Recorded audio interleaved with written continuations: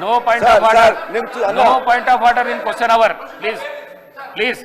Sir, sir, namaskar, sir. Thank you for giving this opportunity. Prashant Reddy garu. Sir. Point of order. Sir.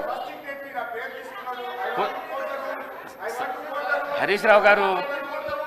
No point of order in question hour. Please కూర్చోండి. Sir, నేను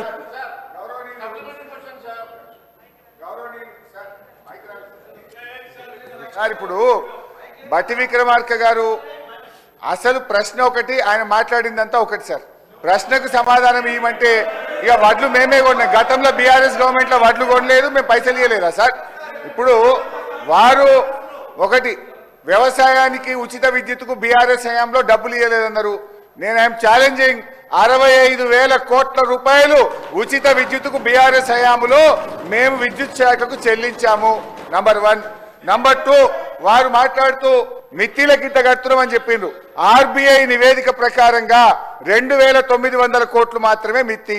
CAG report ప్రకారంగా 2,100 కోట్ల రూపాయలు మిత్తి కడుతున్నారని కాగు RBI చెప్పింది ఒకటైతే, బట్టి గారు సభలో చెప్తున్నట్టు తప్పు విషయాన్ని వారి సభను తప్పుదో పట్టిస్తున్నారు.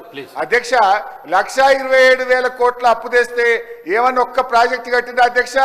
మేము మా బీఆర్ఎస్ హయాంలో మిషన్ భగీరథ, మల్లన్న సాగర్, రంగనాయక్ సాగర్ ఎన్నో ప్రాజెక్టులు కట్టి ఆస్తుల కల్పన చేసింది బీఆర్ఎస్ అయితే, అప్పులు చేసి వీళ్ళు కేవలం కమిషన్ల కోసం పంచుకొని తిన్నారు తప్ప వాస్తవానికి జరిగిందేం లేదు అధ్యక్ష.